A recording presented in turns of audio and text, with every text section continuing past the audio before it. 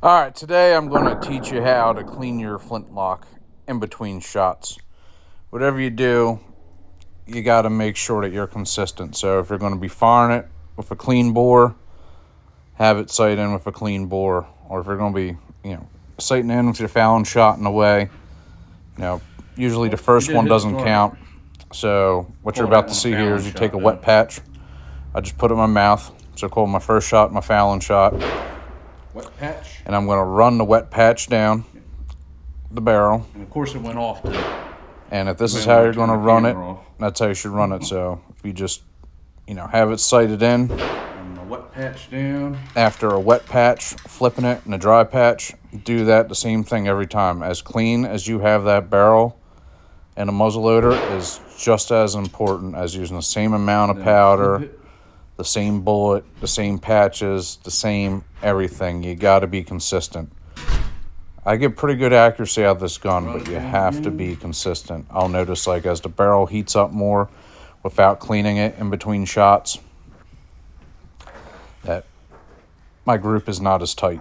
Take a dry patch. So after my wet patch that I flipped on each side, that's all I'm going to do is a dry patch. Notice I won't flip it.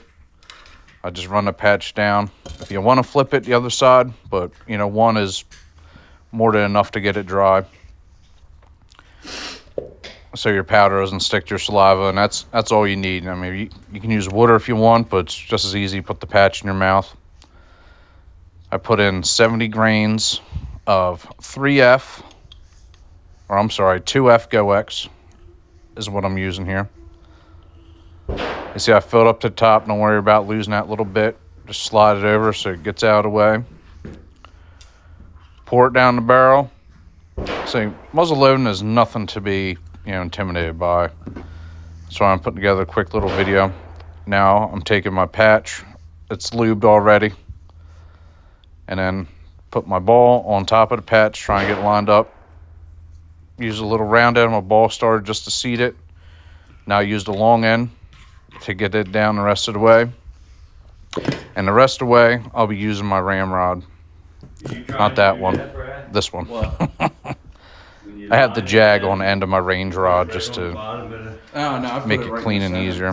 Where I think it is. And then, see how I'm holding the stick up high? You don't want to do that. Hold it down as low as you can. With holding that stick up high, you can put torque on it, especially the more you shoot it and the dirtier it gets, it's harder to ram that, the load down in there. So I was holding up that high, all that torque on it, I could have broken the ramrod, but luckily I didn't. If you want, grab it with one hand, maybe a couple inches above from the muzzle, and then put your other hand on top and push it down and get it seated nice and good.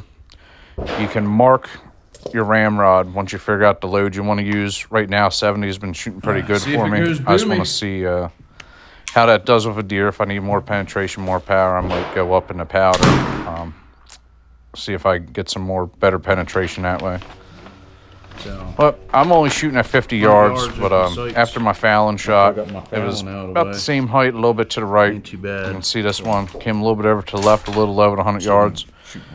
That's fine. I was just curious. I have this sight in for 50 yards perfectly. That's why I'll be limiting myself this year to taking deer with. And this is just a process again. You see wet patch. Whatever you do, you can do one side of wet patch if you want. You can flip it twice. I like to flip it twice.